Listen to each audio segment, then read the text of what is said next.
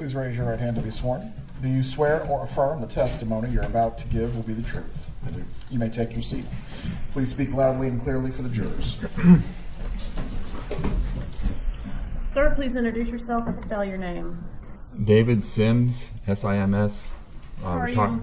Go ahead. Retired sergeant from Tallahassee Police Department. How long were you with Tallahassee Police Department? 28 years. Okay. And were you employed with them back in 2014? Yes. Did you respond to a scene in response to a 911 call 2116 Trescott Drive on July 18th of 2014? Yes, I did. Is that location in Leon County? Yes, it is.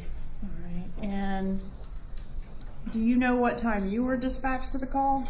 I was not dispatched. I was actually at the station working on paperwork, and I heard the call go out, so I just responded. Okay. And were you the first or? First on scene. You were first on scene. Yes. And did you make contact with Mr. Geiger, the neighbor? Yes, I did. And did Mr. Geiger indicate something going on in the garage next door to his residence? Yeah, he said his neighbor, he thinks it was his neighbor in there, and he heard a loud noise, and there was broken glass in his car. All right, I'm going to publish states 7, please. That's in, right? Yeah. Has the vehicle been moved from the position it was in when you first arrived? No. Okay, other than the doors being opened, right? Correct. Okay. When you got there, was the vehicle running? Yes, it was.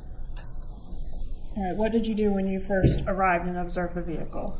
I walked up to the driver's side window. Mr. Geiger had told me that the homeowner's name was Daniel, and I saw someone in the car, and I spoke his name and said Daniel. He didn't know there was no response, and I got a little closer and found that the driver's side window was broken kind of at an angle.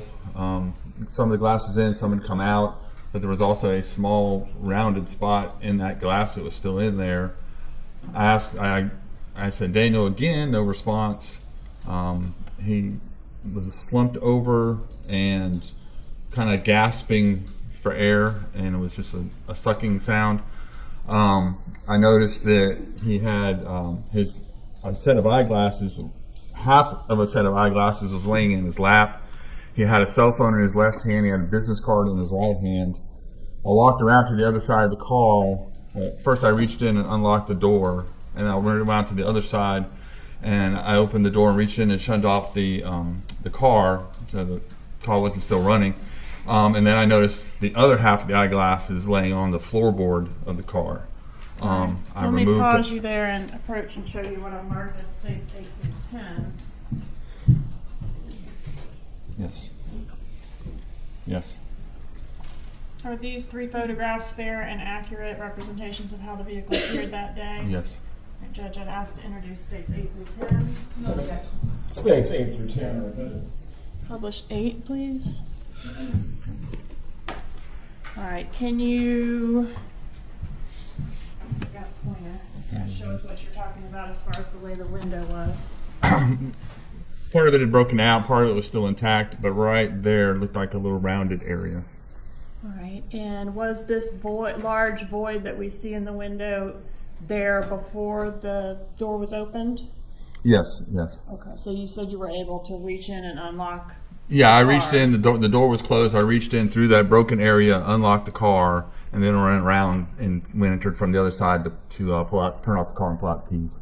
All right, and during this time, was EMS already en route? Yeah, I could hear them coming down the street. They were almost there. Okay, and were life-saving efforts made to try to help Mr. Markel? Yes, when I was on the passenger side, I pulled out a gym bag or something that was in there and pulled it out and set it on the ground so they could make better entry into the vehicle to extract him. Okay. And did he ever regain consciousness or say anything during the time you were Not there? in my presence. All right. Publish 9, please. Publish 10, please. All right. Do you see the half part of the eyeglasses there in that photograph? Yes. Could you indicate with your pointer? Yeah, we're right there. And is that where you observed them, or had they fallen out? They had fallen out. One was in his lap, and then one was on the floorboard on the driver's side. All right. And what about the cell phone that we see pictured to the left of the eyeglasses? That was in his left hand.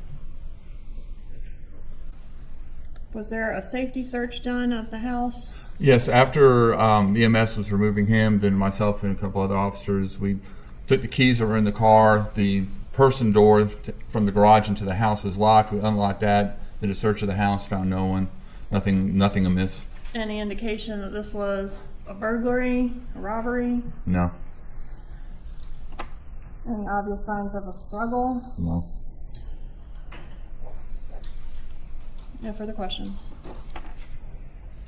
Cross-examination for Mr. Sims. You may step down, Mr. Sims. This witness is released, Your Honor. Thank you. Please call your next witness. Joanne Maltese.